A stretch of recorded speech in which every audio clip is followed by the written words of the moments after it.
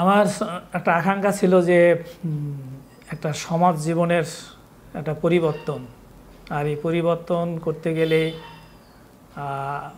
মানুষের মনস্তাত্ত্বিক পরিবর্তন করা দরকার। এই জন্য আমি মনে করছিলাম যে শিক্ষক হতে পারি। শিক্ষক হলে স্টুডেন্টদের মানসিকতা, তাদের নৈতিকতা আমি সৃষ্টি করতে পারবো, তাদের মধ্যে একটি সুন্দর দেশ গঠনের আকাঙ্ক্ষা তৈরি করতে পারবো।